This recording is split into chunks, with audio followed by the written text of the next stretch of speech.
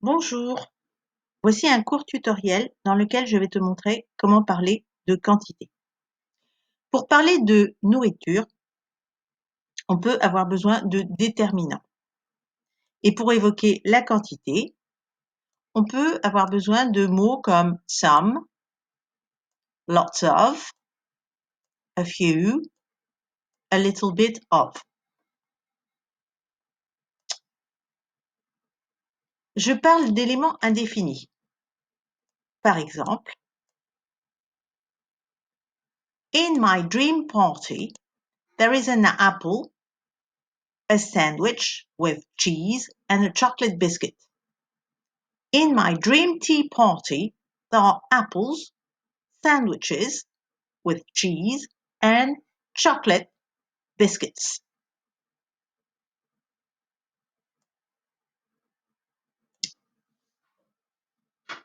Tu vois que quand les aliments sont dénombrables, on peut compter avec des chiffres. One sandwich, 3 apples.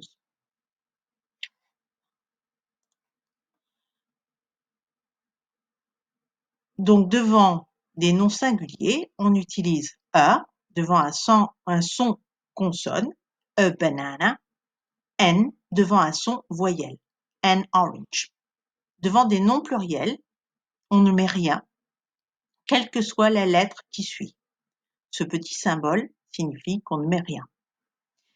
Si les aliments sont indénombrables, on les envisage en général, comme en français, quand on dit de la salade, du jus de fruits. Et donc, on met le même symbole, c'est-à-dire rien du tout, avant tous les noms utilisés comme indénombrables. Beaucoup de noms peuvent fonctionner comme des dénombrables ou comme des indénombrables. Cela dépend de ce que l'on veut dire. I want chocolate. Je veux du chocolat. I want a chocolate. Je veux un chocolat.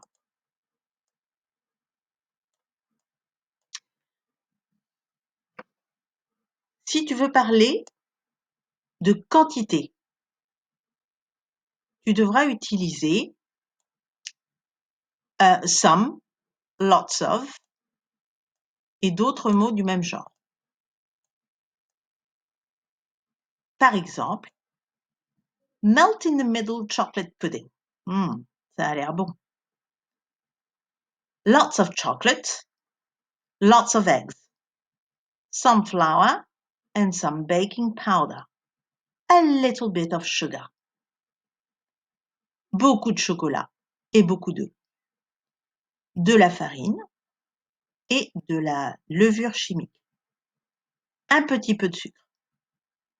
Pour parler de grande quantité, on peut utiliser lots of, a lot of. Pour parler de quantité indéfinie, moyenne, une certaine quantité, on ne sait pas combien, mais il y en a, on va utiliser some. Et pour les petites quantités, on va utiliser a little bit of, plus un indénombrable, a little bit of sugar, et a few, plus un dénombrable, a few eggs. Et voilà, maintenant, tu peux parler de quantité en anglais.